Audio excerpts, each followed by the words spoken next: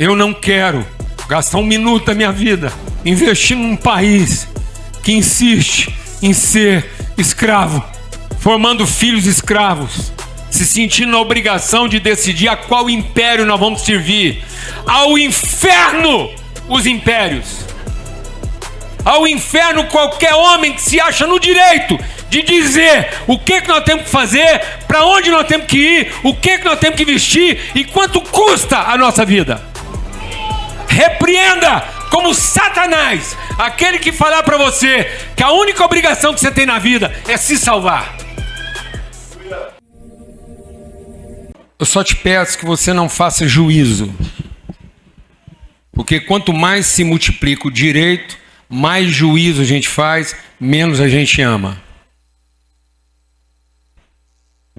A falta de amor está na relação direta do excesso do direito. Quanto mais eu pleiteio o direito, menos amor eu revelo. Então, o contrário do amor não é ódio, é direito. E eu odeio quem representa a possibilidade de eu não ver valer o meu direito. Então, todo mundo que coloca em risco o meu direito vai ter o meu ódio, porque vai ter que conviver com o meu medo. E o nosso país está sendo ensinado a odiar, para ter medo, porque quem tem medo fica escravo pro resto da vida. O medo do futuro está fazendo a nossa juventude ser escrava. Por isso que 75% dos nossos jovens quer morar fora, ser escravo de luxo, ser bem pago pelo seu desempenho, só para não ter medo de encarar a responsabilidade que o nosso país representa e transformar isso aqui numa nação justa. Então, quem faz esfriar o amor é o medo. Amém? O calendário cristão, presta atenção no que vai acontecer aqui agora. O calendário cristão comemora no dia 25 de janeiro, então marca isso aí, todo 25 de janeiro, e eu não preciso dizer que a gente vem repetindo, há vários anos, que 2025 era o último ano de uma era nessa nação, e que 2026 representava o tempo que a gente ia atravessar o rio para finalmente ocupar essa nação como lugar, terra prometida, um lugar de justiça e não de direito. E que a gente ia pisar esse lugar com os dois pés. Porque não adianta um pé do lado de lá do rio e outro pé do lado de cá do rio. Vai cair com as pernas abertas. Amém? Então a autoridade é pegar com as duas mãos e pisar com os dois pés, como o corpo inteiro, e não como corpo dividido. Se você dividir um corpo na metade, em parte de cima e parte de baixo, é uma desgraça. O corpo vai sofrer. Um corpo dividido entre a parte de cima e a parte de baixo é ruim, sofre, mas com coração artificial, com bombeamento, com hemodiálise, ele sobrevive. Então, se você rachar uma pessoa pela metade, ela ainda dura. Você põe lá um coração, você arruma um trem lá, faz uma hemodiálise, ele vai durando. Você não mata uma pessoa separando ele em parte de cima e parte de baixo. E o Brasil já vinha sofrendo a humilhação de ter um povo dividido em parte de cima e parte de baixo, mas estamos sobrevivendo. Mas se você dividir um corpo longitudinalmente entre parte direita e parte esquerda, ele morre na hora, não tem escapatória, é morte súbita. Não tem equipamento, não tem remédio, por quem foi dividido ao meio entre lado direito e lado esquerdo, não tem reconciliação. Você entendeu ou não? E a gente já era um corpo sofrido, rachado no meio. Mas agora alguém está tentando ensinar a gente a ser um corpo inviável, colocando irmãos como inimigos no exercício do direito. A mulher do primeiro médico de Brasília, sentada com a gente, 85 anos. Essa mulher, ela tinha 20 anos quando ela foi morar em Brasília e ser assistida pelas enfermeiras. Essa mulher derramou sangue no chão de Brasília. Ela falou assim, meu filho, eu fiz uma entrevista com ela, ela falou, meu filho, problema de corrupção, desigualdade, injustiça, tudo quanto é problema, tem no mundo inteiro e tinha aqui. Aqui só não tinha um problema, ódio. Mas agora alguém está ensinando esse país a odiar. Os nossos principais representantes não estão mais falando das suas ideias, estão destilando o seu ódio no exercício do seu direito. Paulo era um homem temente a Deus. Paulo era um oficial credenciado. Ele tinha uma credencial de representante de Deus. Em nome de Deus, Paulo foi lá nas principais autoridades eclesiásticas. Ele não foi num pagão, não foi num hindu, ele não foi num templo budista, não. Ele foi lá na igreja oficial da época. Ele foi lá no meio dos sacerdotes, das credenciais eclesiásticas, e como representante do governo local, ele fez uma coalizão entre o poder governamental e o poder religioso, e ele saiu com o bolso cheio de credenciais para matar e prender os irmãos. Então ele foi encarregado de uma missão, ele ia fazer uma viagem, e ele estava indo para Damasco, para sinceramente, em nome de Deus, meter os irmãos na cadeia ou matar eles. Ele podia fazer o que ele quisesse. Esse homem foi testemunha do primeiro sacrifício da igreja primitiva, Estevão. Paulo estava lá. As roupas de Estevão foram depositadas aos pés de Paulo e Paulo nunca conseguiu esquecer isso. Ele se perdoou, mas ele não esqueceu que ele foi testemunha da morte injusta de Estevão. Em nome de quem? De Deus, e não do diabo. No meio da viagem para Damasco, ao meio-dia, uma luz derrubou ele. E ele ouviu uma voz. Paulo, por que você está me perseguindo? Então, quando a gente persegue um irmão e tem ódio dele, é de Cristo que nós estamos falando. Quando alguém consegue convencer você a ser juiz do seu irmão e a ter raiva dele por causa da posição que ele assumiu, você representa o anticristo. Você representa tudo que Cristo veio para destruir. Você não está fazendo oposição ao seu irmão.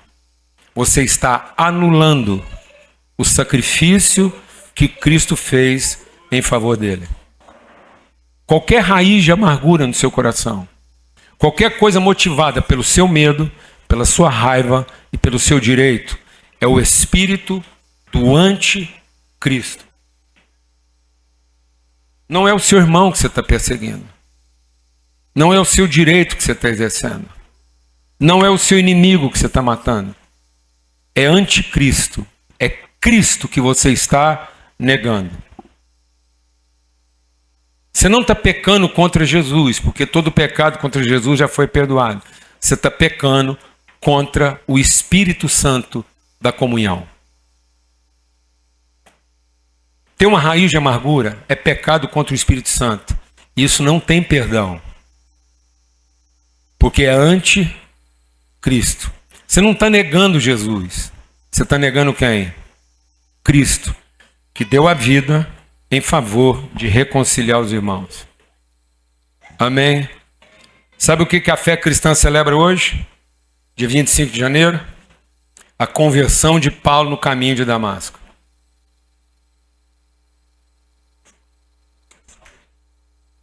O Brasil está promovendo hoje em Brasília uma tensão gigante, onde talvez fosse a reunião dos inimigos, mas pode muito bem ser o encontro dos irmãos.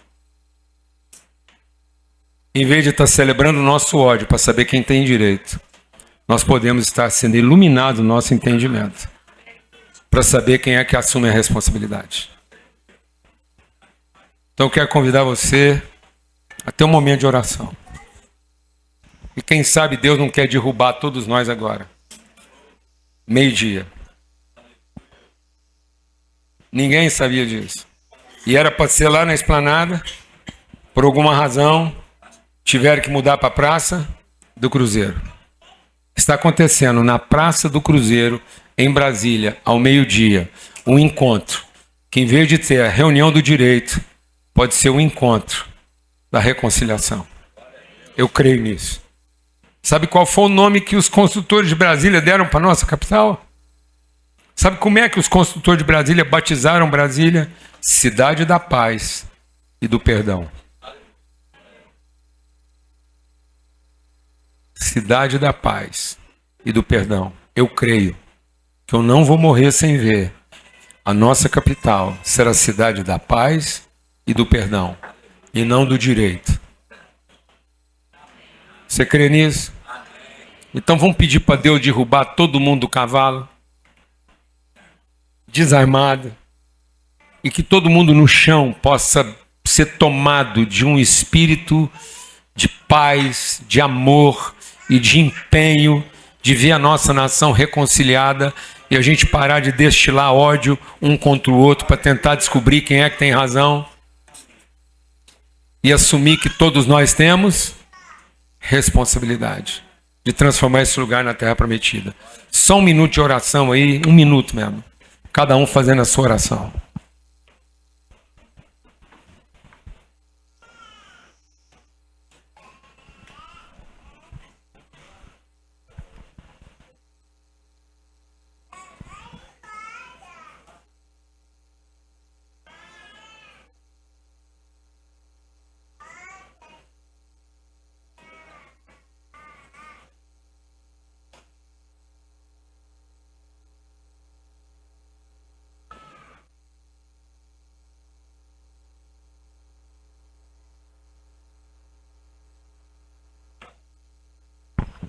Pai, muito obrigado pelo teu amor.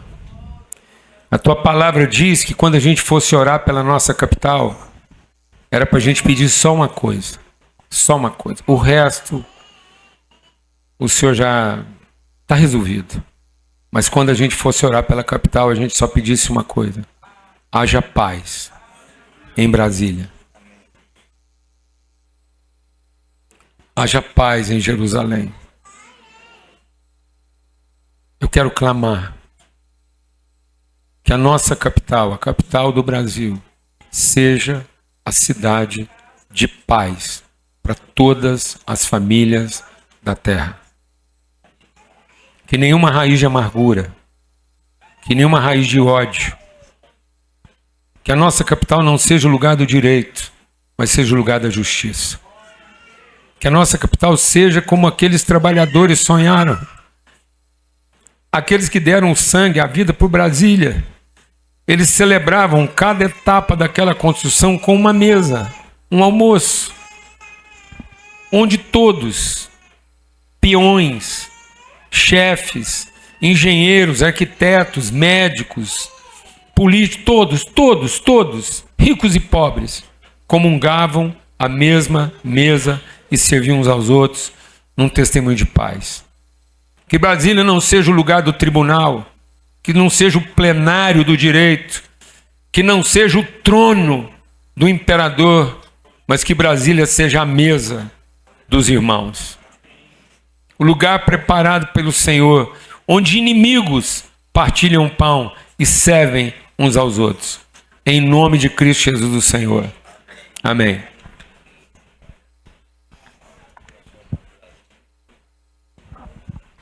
Muito bem.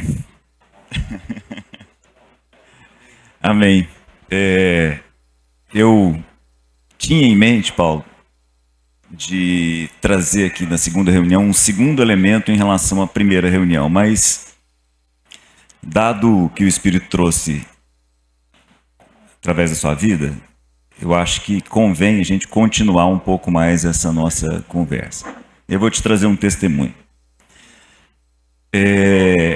Um pouco antes das eleições passadas, eu fui convidado, eu e a Luciana fomos convidados para um jantar na casa de algumas pessoas que não eram conhecidas. O dono da casa era conhecido, mas as outras pessoas que estavam lá não eram conhecidas nossas. Um casal nos levou até lá, e na entrada da casa, quando nós estávamos entrando na casa, eu senti uma coisa muito diferente. Eu chamei a Luciana, deixei o casal que tinha levado a gente entrar, chamei a Luciana, falei assim, meu bem, esteja em oração, porque tem alguma coisa diferente aqui, nesse lugar. Eu não tenho absolutamente nada contra as pessoas que têm esse nível de sensibilidade, mas eu particularmente não tenho. São raras as vezes em que eu tenho essa coisa de perceber mesmo na pele alguma coisa no espírito do lugar. E não sabia o que me aguardava lá. Quando nós entramos, tinham lá alguns casais, tinha lá um psicanalista muito centrado, professor da UNB, muito inteligente, assim, um cara muito legal, muito interessante, fazendo uma paeja. E aí, de imediato, a Luciana foi levada para falar com as mulheres e eu fui levado para ficar com os homens. Então, estava lá nosso amigo da psicanálise fazendo a paeja, com todo cuidado, aquela coisa, todo mundo ao redor ali. E aí a conversa a respeito de política, a respeito de eleição começou. E eu orando, que eu já sei onde isso vai dar.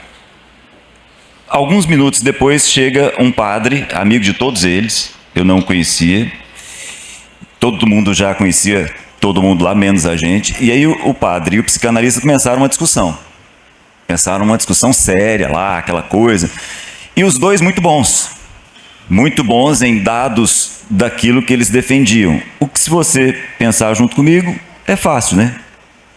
Então, se você defende lado A, não te faltam argumentos para defender o lado A. Se você defende o lado B, não te faltam argumentos para defender o lado B. E quanto mais você acessa os seus meios de comunicação para obter dados, mais dados você vai ter a ponto de você não ter dúvida de que a verdade está com você, independente do lado que você está. Muito bem, a conversa rolando e eu orando. Até que chegou uma hora que todo mundo parou e falou assim, e aí, Cláudio, você não vai falar nada? Aquela pergunta tradicional, você não vai assumir uma posição? Você não vai se posicionar? E aí, eu me lembrei dessa imagem que você trouxe. Me lembrei dessa imagem. Eu disse assim, olha, gente, nós estamos aqui, ó, nós somos 5 casais.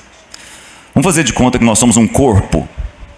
Que é isso, né? Nós estamos aqui, uma reunião entre famílias é um corpo, uma cidade é um corpo, um condomínio é um corpo, um país é um corpo, uma nação é um corpo, e assim por diante. Então, vamos fazer o seguinte, vamos fazer de conta que nós somos um corpo? Ele sim, vamos. Então, vamos fazer o seguinte. Vamos imaginar que esse corpo seja partido separando membros inferiores de membros superiores. Ok. Vocês concordam que se os membros inferiores de alguém for retirado, essa pessoa tem condições de continuar viva? Sim, verdade. Dá para continuar vivo. Com aparelho, dependendo da extensão desse corte, né? Falei, pois então. Agora imagina uma pessoa cortada na sua longitudinal, de tal forma que o hemisfério direito e o hemisfério esquerdo do cérebro sejam cortados, vai cortando, perna direita, perna esquerda. Sobra alguma coisa desse corpo? Não sobra. Esse corpo não serve para mais nada, né? Não serve. Falei, pois então. Não é disso que nós estamos falando? Só que tem um detalhe. O lado direito do cérebro controla o lado esquerdo do corpo. Presta atenção, bastante atenção nisso. Presta bastante atenção nisso. O lado direito do cérebro controla o lado esquerdo do corpo.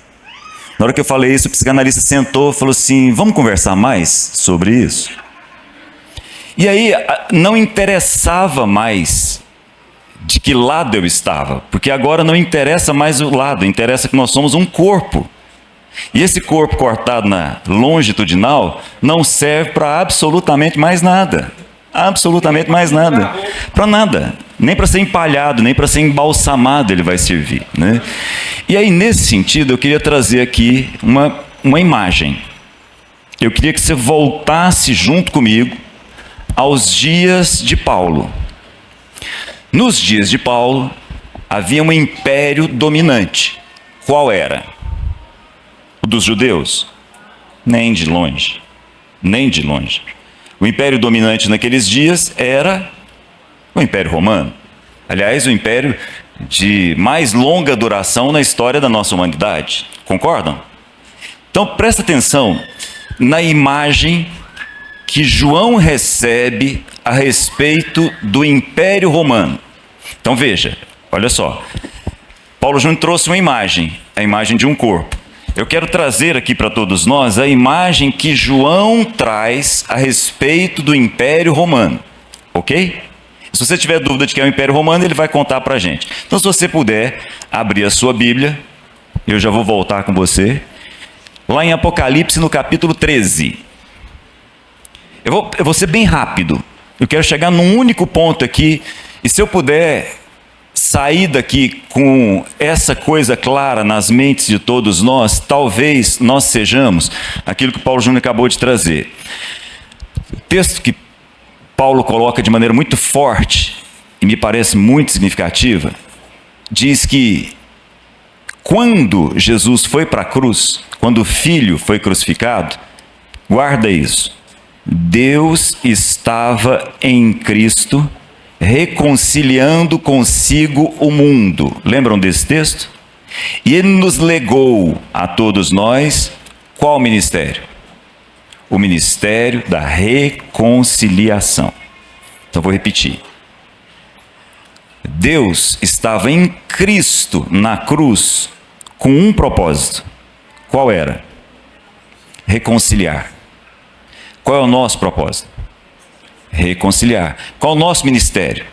A reconciliação. Amém? Então agora vamos para o texto. Diz assim, Apocalipse capítulo 13. Então o dragão se pôs em pé na areia do mar. Eu não vou ter tempo para isso, mas se você quiser, você olha o capítulo anterior, que o capítulo anterior diz para a gente quem é o dragão, eu não preciso interpretar, tá bom? O capítulo anterior diz para a gente assim, o dragão é a antiga serpente, o diabo, Satanás, que engana o mundo todo. Se você quiser, você volta depois no capítulo 12, tá bom? Então vamos lá. Quem é o dragão? Não temos dúvida. Ou temos? Não, se tiver, lê o texto. Vamos continuar. O dragão ficou em pé. Está lá, em pé, na areia da praia. Vi, João falando, uma besta que saía do mar. Gente, eu sei que a cultura é distante, mas uma besta naquela cultura é um animal estranho. Diferente da nossa cultura, diferente dos nossos dias, em que a gente disseca um hipopótamo, disseca um crocodilo, disseca uma baleia. Naquele tempo, não. Naquele tempo haviam vários animais, as pessoas não tinham acesso a fotografias desses animais. Então, quando uma pessoa viajava de barco, encontrava uma jubarte, quando essa pessoa voltava lá para a sua cidade, tentava descrever, as pessoas montavam uma imagem assustadora na mente, diferente de nós. Nós chamamos de baleia jubarte. Eles chamavam de quê? De besta. Um animal grande, estranho, assustador. Então, o texto diz que o dragão está em pé na areia do mar. E João está contando que vê saindo do mar um animal estranho, bem estranho. Olha como é que era o animal. Esse animal, essa besta, tinha 10, guarda isso, 10 chifres, 7 cabeças. Chifre na Bíblia é símbolo de poder. Bem diferente de chifre nos nossos dias. Símbolo de poder. Com 10 diademas. Diadema é sinal de vitória, de coroa, de vitória. Sobre cada um desses chifres e em cada uma dessas cabeças havia um nome de blasfêmia. A besta que via, olha como é que era a besta, segundo a descrição de João. Se fôssemos nós íamos dar um nome. Ele não, ele vai descrever do jeito que ele dá conta. A besta que via era semelhante a um leopardo, que tinha os pés como o de um urso, a boca como de um leão. O dragão, quem é o dragão? O diabo, a antiga serpente, Satanás, fez o quê? Deu poder e trono e grande autoridade. Ok? Então quem é que deu o poder à besta? Beleza, então tá bom. O texto é longo, eu vou pular várias partes aqui para chegar num único ponto. Eu vou saltar com vocês e vou para o capítulo 17. E aí preciso que você acompanhe e leia comigo. Eu não tenho que interpretar. Eu não tenho que ser um grande conhecedor de teologia. O texto vai dizer para a gente quem é a besta. Ele já disse quem é o dragão. Agora vamos ver quem é a besta. Muito bem. Diz assim, versículo 9. Aqui se requer mente sábia. As 7 cabeças, está falando da besta, lembra? As 7 cabeças são 7 colinas sobre as quais está sentada a mulher. Já falo da mulher. São também 7 reis. 5 já caíram, um ainda existe, o outro ainda não surgiu. No entanto, quando surgir, deverá permanecer durante pouco tempo. A besta que agora a besta que era e agora não é o 8º rei. É um dos 7 reis e caminha para a perdição. Então vamos lá de novo. Bem simples, extremamente simples. Quem é o dragão? Já sabemos. Quem é a besta? O texto está dizendo, a besta é a cidade que está sob 7 colinas, e são também os seus reis. Então a besta representa 2 coisas. A cidade que está sob 7 colinas e representa os reis dessa cidade. Gente, qual é a cidade sob 7 colinas? Até hoje, Roma é chamada de Heptacolis. É a cidade sob 7 colinas. Você digitar aí na internet agora, não faz isso, senão você vai sumir da sala e o corpo vai continuar aqui. Mas depois, olha lá na internet, na Wikipedia, você vai ver lá os nomes de cada colina onde Roma está estabelecida. Então veja, quem é a besta? É Roma, é o Império Romano, com os seus reis. Que recebeu o poder de quem? Jóia. Agora volta no início desse texto. Surge um terceiro personagem. É nesse terceiro personagem que eu queria parar com vocês. Um dos 7 anjos, capítulo 17, versículo 1. Um dos 7 anjos que tinha 7 taças aproximou-se e disse: venha, mostrarei a você o julgamento da grande prostituta que está sentada sobre muitas águas. Com ela, os reis da terra se prostituíram e os habitantes da terra se embriagaram. Então o anjo me levou no espírito para um deserto. Ali vi uma mulher. Veja, já falei do dragão, já falei desse animal estranho, que é a besta. Agora surge uma mulher. Vi uma mulher. A mulher estava sentada sobre a besta. Já sabemos quem é o dragão. Já sabemos quem é a besta, o Império Romano. Só que olha que coisa interessante. Tem uma mulher sobre o Império Romano. Entenderam? Tem uma mulher sobre ela. E agora vou trazer para os nossos dias. Se eu perguntar para você, é uma pergunta perigosa que eu vou fazer. Se eu perguntar para você, o Império Romano representa a direita ou a esquerda? Faz diferença? Ele representa um poder dominante.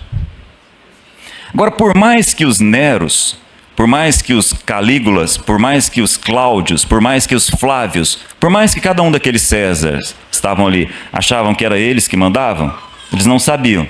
Mas sobre eles havia uma mulher assentada. Uma mulher montada. Como uma mulher monta um cavalo, havia uma mulher montada sobre o Império Romano. E agora, o último versículo. A mulher que você viu, o último versículo desse capítulo, a mulher que você viu é a grande cidade que reina sobre os reis da terra. Eu acho de uma ingenuidade tão grande achar que é A ou B que reinam e não perceber que há uma mente reinando sobre cada um deles. Me parece tão ingênuo da parte da igreja brasileira, de maneira tão ingênua, escolher lado A ou lado B e não perceber que há uma mulher que reina sobre o lado A, sobre o lado B, e se tiver um lado C, também sobre um lado C. Há uma mente feminina, a mente da cidade, a mente que faz uma coisa: comercializa absolutamente tudo. Se você continuar lendo o texto, vai perceber. Quando essa mulher cai do cavalo, quem chora? Os comerciantes. Eles choram. Choram profundamente. Porque no dia em que essa cidade cai, no dia em que essa mulher cai, chora aquilo que tem preço. Porque o que tinha valor já foi embora há muito tempo. Há muito tempo. Entendem o que eu digo? No final das contas, há sempre uma mulher colocando preço em absolutamente todos os reis da terra, com os quais eles se prostituíram. Entendem o que eu digo? Porque um prostíbulo tem mãe, mas não tem pai. Prostíbulo é um lugar mantido pela teta de uma mulher. Seja de quem mama nela, seja de quem se excita com ela. Há muito tempo esse país deixou de representar a teta que amamenta, para ser a teta que excita.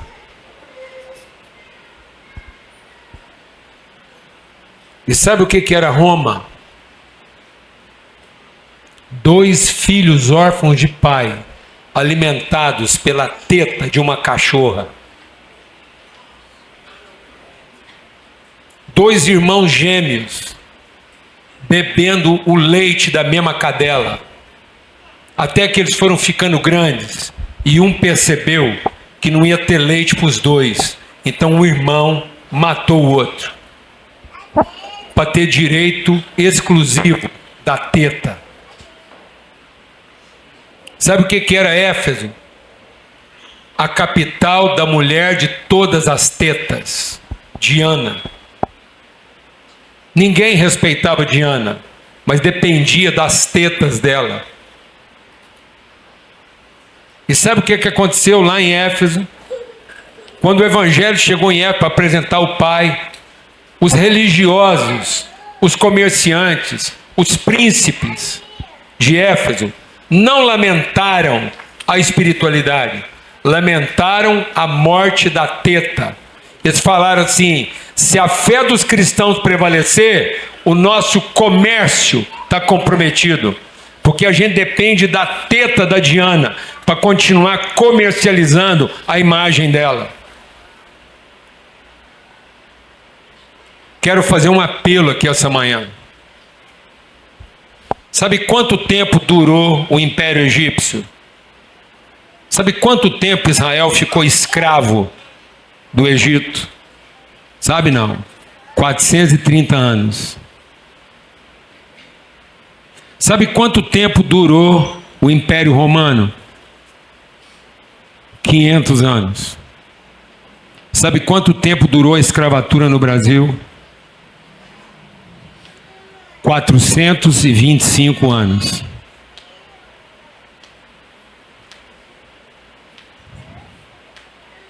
Ou nós paramos de pensar como escravo, buscando quem é que vai dizer para nós como é que as coisas têm que ser aqui, e paramos de formar filho escravo que depende da teta dos outros para ter uma profissão que garanta o leite e não a dignidade. Para a gente deixar de ser prostíbulo de quem manda e entrega os filhos para a mãe tomar conta, e não quer ter responsabilidade sobre eles, mas quer ter direito de pertencimento. E a palavra de Deus diz a respeito de Gálatas: foi para a liberdade que Cristo nos libertou, para que sejamos verdadeiramente livres. E sabe quem faz a escravatura? É Agar. É a mãe dos filhos naturais. A Bíblia diz que um filho parido de forma natural, o filho que você pariu com a força do seu braço, com o dinheiro da sua carteira, com a placenta do seu ventre, o filho que você pariu daquilo que você é capaz de fazer e realizar, é filho da sua carne. E esse filho vai ter com você uma relação de dependência tão escravagista, que se precisar ele mata você para comer a sua carne, para ter direito à sobrevivência. Ele mata o irmão para saber quem é que manda mais do que o outro. Filhos paridos de forma natural da carne perseguem uns aos outros. Isso é Bíblia. Não teime contra a palavra de Deus. Tudo que você pariu de forma natural, com a força do seu braço, com a gordura da sua barriga, com o poder do seu bolso, vai ser inimigo um do outro. Caim vai matar Abel. Rômulo vai matar Remo. Esaú vai perseguir Jacó. E Jacó vai entregar a mulher e os filhos para se ver livre de Esaú.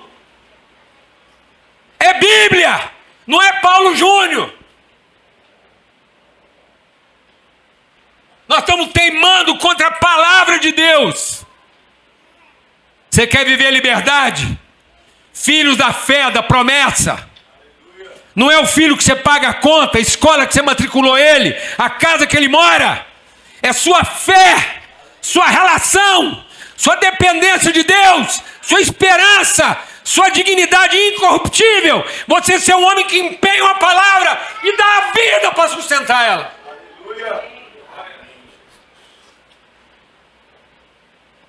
Aí você vai formar homens o quê? Livres. Ninguém vai vir aqui dizer o que nós temos que fazer, o que nós temos que plantar, o que nós temos que produzir e quanto custa o nosso trabalho. Porque seremos pessoas de valor, verdadeiramente livres, e não entregando os nossos filhos para serem mercadoria escrava, tendo vez em qualquer lugar do mundo e sem nenhuma voz.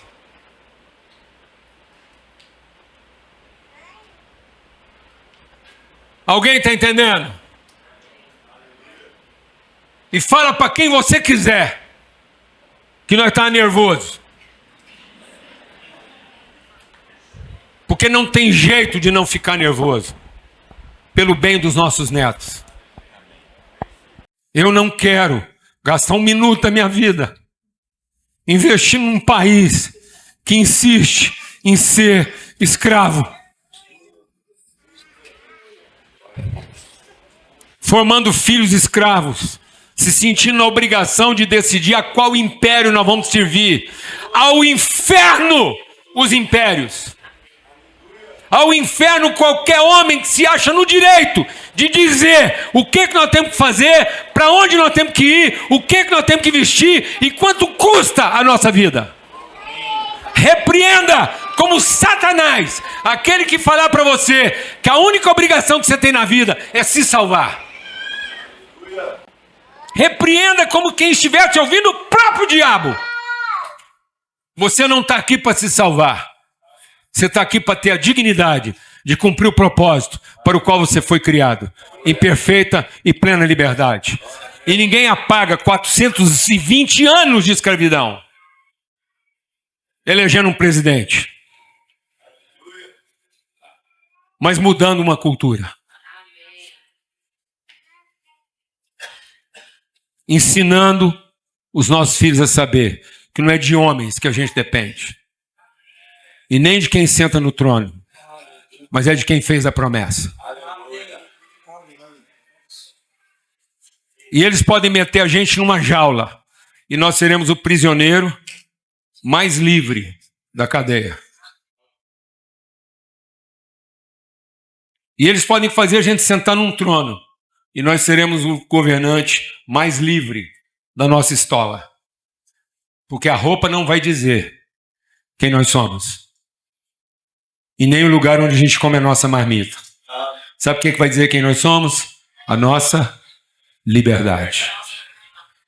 Porque foi para a liberdade que Cristo nos libertou. Para que a gente seja. Você é livre, minha filha. Ninguém vai dizer para você o que vestir, o que comer, aonde sentar, o que fazer. Se alguém falar para você, tem que ir, Rebequinha, você repreende que é capeta. Porque o Espírito Santo vai dizer para você que você pode fazer muito mais do que você tem que ir. Mas você nunca vai fazer apenas o que alguém diz para você que você tem que. Se alguém falar tem que para você, repreende que é capeta. Amém? Porque quem tem que é escravo. Amém? Mas você é uma filha, um filho, para fazer tudo aquilo em liberdade que o Espírito Santo diz para você que você pode. Amém? Em nome de Jesus, eu creio que esse ano nosso país está finalmente cruzando a linha de deixar de ser um país escravo. Nós não vamos depender mais de quem senta no trono. Nós não vamos depender mais de quem julga nos tribunais.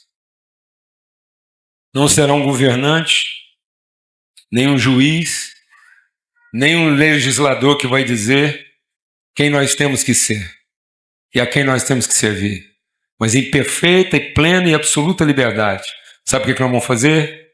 Vamos servir uns aos outros. Em amor, em liberdade, de maneira espontânea.